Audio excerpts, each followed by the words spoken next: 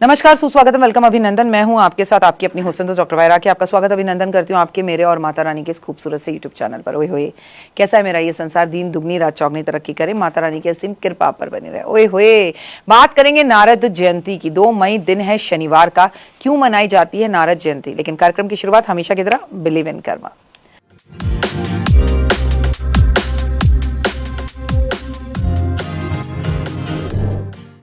और क्या है इसका महत्व, सब कुछ बताऊंगी। चलिए इस वीडियो को शुरू करते हैं। नारद मुनि को हिंदू पुरानी कहानियों में, कथाओं में महत्वपूर्ण पात्र माना गया है। नारद मुनि भगवान विष्णु के परम भक्त हैं। संगीत शास्त्र उन्हें पूरा ज्ञान था। नारद मुनि ब्रह्मा जी के मानस पुत्रों में से एक हैं। नारद मुनि ने कठोर तपस्या करके ब्रह्म ऋषि की पदवी प्राप्त करी है। ये कोई छोटी पदवी नहीं है। इस देव ऋषि भी कहा जाता है। ये पद उन मुनियों को मिलता है जो तीनों लोक के ज्ञाता होते हैं, और ये तीनों लोक में कभी भी आ जा सकते हैं। तो ये थे नारद मुनि का छोटा सा परिचय। वो कल युग, सत्य युग, त्रेता युग, किसी भी द्वापर युग, कहीं पर भी कभी भी आ जा सकते हैं, उन्हें कोई रोक नहीं सकता। नारद मुनि की ये सृष्टि के पहले पत्रकार हैं, ये भी कहा जा सकता है। बिल्कुल सही बात है कि नारद मुनि जो है सृष्टि के पहले पत्रकार हैं। देव ऋषि नारद जी की सृष्टि का पहला पत्रकार कहा जाता है। इसकी वजह यह भी है कि नारद तीनों लोकों में आ जा सकते हैं, और इधर की खबर उधर, उधर की खबर इधर करना उनकी आदत है। वो एक लोक का संदेश दूसरे लोक में पहुंचाते हैं, और देवताओं को भगवान से और भगवान को देवताओं से लड़ाते हैं। लेकिन किस लिए? सिर्फ अच्छे काम करने के लिए। उनकी मंशा कभी गलत नहीं होती। और कई लोग उन्हें चुगलखोर के नाम से भी जानते हैं। देवताओं में और असुरों के बीच में देव ऋषि नारद समाचार के आदान प्रदान का काम करते थे। नारद जी ने कई वेदों के ज्ञाता हैं, इसलिए इतिहास, पुराण, भूतकाल की बातें भी नारद जी जानते थे। मैं अगर बोलूं, व्याकरण, ज्योतिष, आयुर्वेद की भी कोई ऐसी विद्या नहीं है जिसके वो बड़े विद्वान नहीं थे। इसके अलावा इसके साथ साथ योग, संगीत की विद्या भी नारद मुनि बहुत अच्छे से जानते हैं। इसलिए नारद देवताओं को, लोक को लेके, दानवों को एक साथ, मनुष्य को हर जगह पर एक दूसरे की बातों को पहुंचाना उनका काम है। तीनों लोक में नारद मुनि से ज्यादा सम्मानित कोई भी नहीं है। नारद जयंती पर कैसे करें उनकी पूजा? नारद जयंती के दिन सूर्योदय से पहले उठकर आप नहा धोकर स्नान आदि कर अपने इष्ट देवता को याद करें, भगवान विष्णु को याद करें, घर को साफ सफाई कर और नारद मुनि के नाम का 4 मुखी एक दीपक जलाएं। एक लकड़ी की चौकी ले, उस पर लाल या पीले रंग का कपड़ा बिछाकर उस पर नारद मुनि जी की तस्वीर या प्रतिमा रखकर, और अगर नहीं हो, क्योंकि हमारे घरों में नहीं होती, तो भगवान विष्णु की रखिए, क्योंकि उनके प्रिय भक्त उनके हृदय में ही वास करते हैं।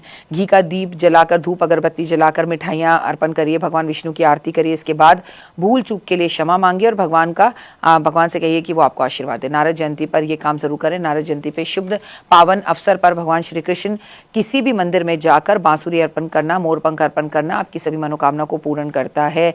और नारद जयंती पर नारायण का नाम जाप करने से, हरि विष्णु करने से नारद मुनि बेहद प्रसन्न होते हैं। जिन भगवान विष्णु का विष्णु सहस्त्र नाम करना, रामचरितमानस का पाठ करना, और सबसे बड़ी बात यह है कि इस दिन सत्यनारायण भगवान की कथा करना बहुत अच्छा होता है।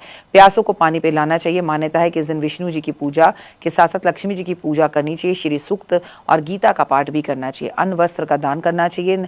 और नारद जी ने माता पार्वती को भगवान शिव के विवाह का एक महत्वपूर्ण भूमिका निभाई थी, जैसा कि मैंने शुरू में आपको कहा।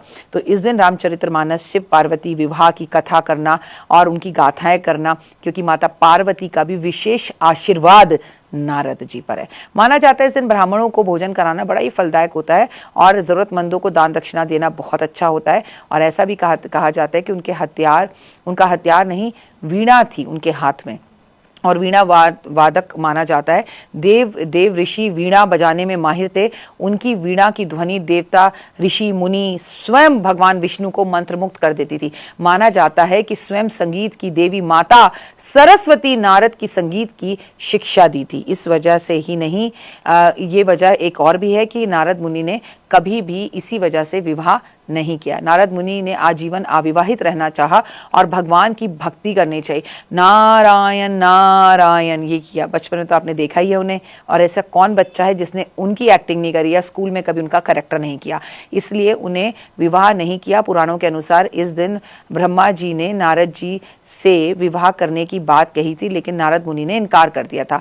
पिता के कई बार कहने पर भी जब नारद नहीं माने तो ब्रह्मा जी ने अपने पुत्र नारद को श्राप दिया था कि तुम आजीवन अविवाहित ही रहोगे।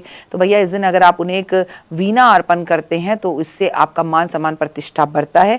एक हाथ में वीणा पकड़े हुए, और वे चाहे इस लोक में रहें या उस लोक में रहें, आपकी मनोकामनाओं को तुरंत पूर्ण कर देते हैं। लेकिन हर 2 क्षण में नारायण नारायण का जाप जरूर करते हैं। आप यकीन नहीं मानेंगे, मानकर देख लीजिए, शायद आज के बाद आप नारद मुनि के जो है ना जबरदस्त फैन हो जाएं। अगर कोई एक ऐसी विश जो अब तक पूरी नहीं हुई, नारद जयंती पर इंटरनेट से उनकी एक तस्वीर निकालकर उनके सामने घी का दिया जलाकर उनकी पूजा करनी आरंभ करिए 2 मई शनिवार का दिन। और पीपल के पेड़ पर भी आज के दिन आपको हरि विष्णु को प्रणाम करते हुए शहद पान के पत्ते पर रखकर अर्पण करके आना है। फिलहाल दीजिए इजाजत। नमस्कार, जय माता दी।